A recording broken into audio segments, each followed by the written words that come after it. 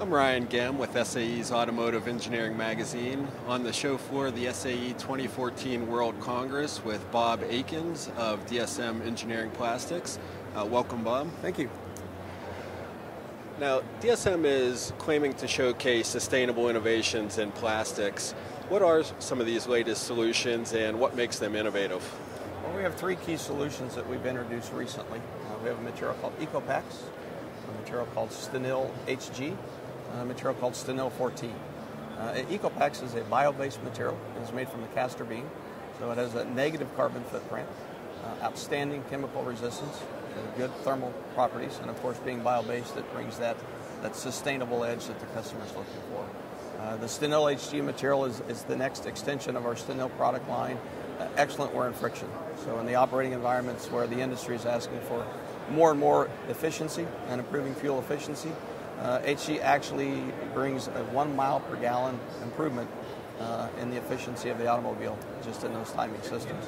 And then in the Stenil 14 material, again, the next generation of thermal improvement, good chemical resistance, but also in dimensional stability.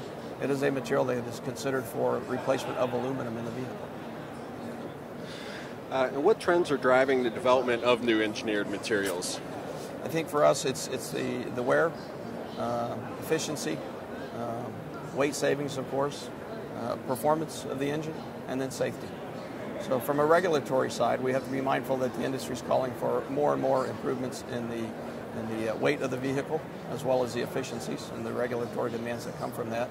But on the consumer side, we have to be mindful of the performance. People like to drive cars. They like high-performance vehicles. And, of course, the safety component of that.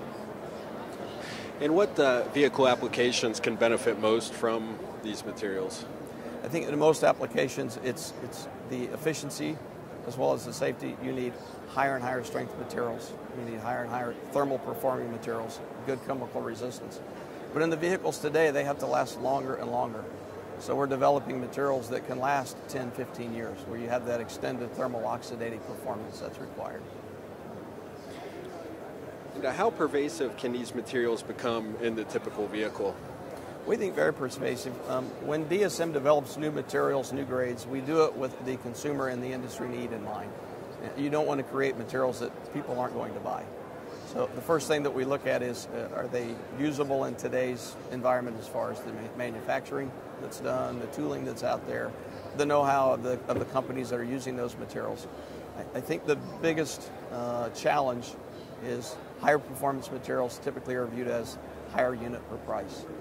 So where in the value chain are you, and from a systems cost standpoint, can we show the value of those higher priced materials to what they're trying to achieve in their targets? And are there any production vehicle examples of these materials in use that you could talk about? Yeah, we have a couple that I can talk about. One's been out there for over 10 years in a Stenil material. In the timing chain system, it's the wear face.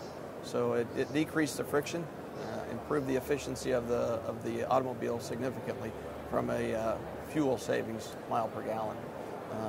The next one that we developed, we actually pioneered a technology we have labeled Diablo, and we've applied that technology to our Acculon and our Stenil product lines.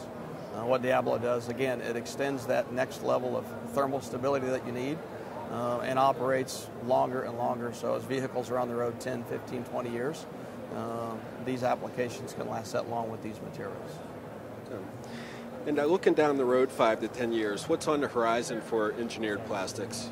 I think for engineering plastics, it's just that continued need to last longer, need to perform at higher temperatures. As engines are downsized, but performance still needs to be at that higher level. Temperatures will go up, pressures go up, loads go up. So down the road, it's that in mind. At the same time, the element of being sustainable. One of our key drivers in our organization throughout all of our divisions is sustainability.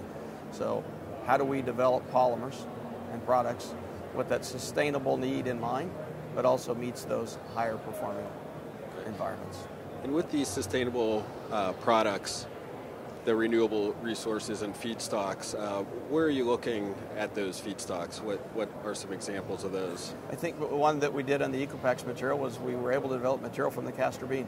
So the use of a castor bean and other additives we were able to develop a product that actually is good for the food chain because it doesn't affect the food chain like many of the bio-based materials do. But from that standpoint, those are things that we look at, not from the typical oil or chemical-based, but more from the renewable sources that we can get from the environment. Hey, great. Well, thank you for talking with us today. Thank you very much, Ryan.